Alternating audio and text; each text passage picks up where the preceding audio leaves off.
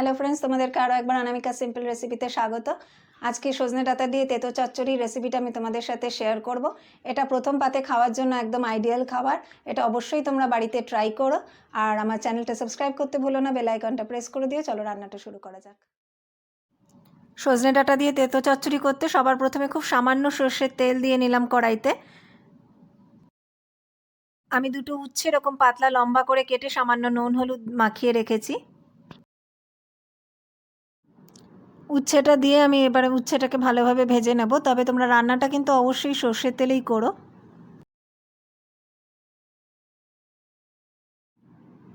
উচ্ছেটা খুব ভালোভাবে ভাজা হয়ে গেছে, এটাকে আমি তুলে নিচ্ছি।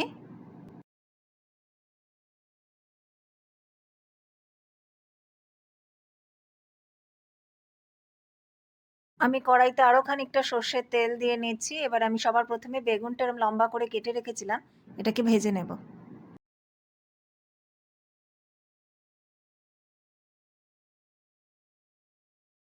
বেগুনটা ভাজা হয়ে গেছে, আমি তুলে নিচ্ছি। কড়াইতে আমি আরও 2 টেবিল চামচ সর্ষের তেল দিয়ে নিলাম। আমি ফোড়নে একটা গোটা শুকনো লঙ্কা এবং হাফ টিস্পুন সর্ষে দিয়ে দিচ্ছি।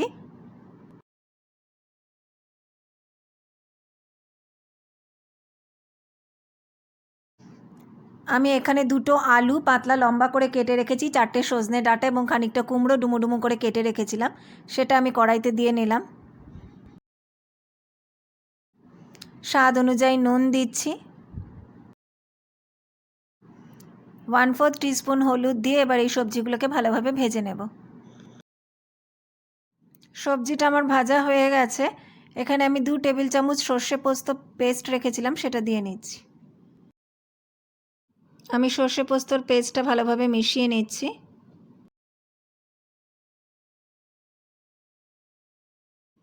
এক দু মিনিট ফ্রাই করে নিয়েছি, নিয়ে এবার আমি একটা কাঁচা লঙ্কা দিয়ে দিলাম। 1 কাপ গরম জলও দিয়ে দিচ্ছি।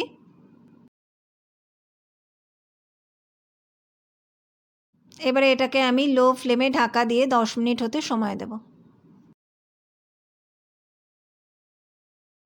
10 মিনিট হয়ে গেছে, আমি ঢাকাটা খুলে দিচ্ছি। সবজিগুলো আমার প্রায় সেদ্ধ হয়ে গেছে। এবার আমি ফ্লেমটা মিডিয়াম টু হাই করে দিয়েছি। আমি ঝোলটা একটু শুকিয়ে নেব। আর এই সময় আমি ভেজে রাখা বেগুনটাও দিয়ে দিলাম।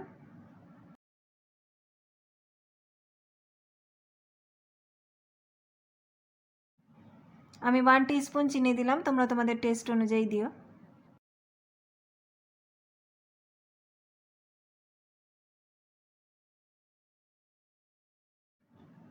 আমার ঝোলটা অনেকটাই শুকিয়ে গেছে, এটা এরকম মাখা মাখাই খায়। আমার রান্নাটা প্রায় হয়ে এসছে। এবারে আমি ওই ভেজে রাখা উচ্ছেটা দিয়ে ভালোভাবে মিশিয়ে নেব।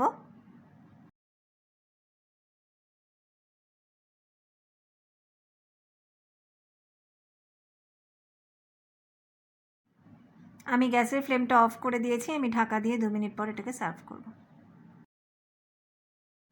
বাড়িতে গেস্ট এলে তোমরা কিন্তু এই তেতো চচ্চড়িটা অবশ্যই প্রথম পাতে ট্রাই করো। তাহলে বন্ধুরা, আজকে অবশ্যই এই রেসিপিটা তোমরা ট্রাই করো। আর কেমন লাগলো সেটা আমাকে কমেন্টে জানিও। যদি ভালো লাগে তাহলে অবশ্যই লাইক করো এবং বন্ধুদের সাথে শেয়ার করতে ভুলো না। সবাই খুব ভালো থেকো, সুস্থ থেকো। নমস্কার।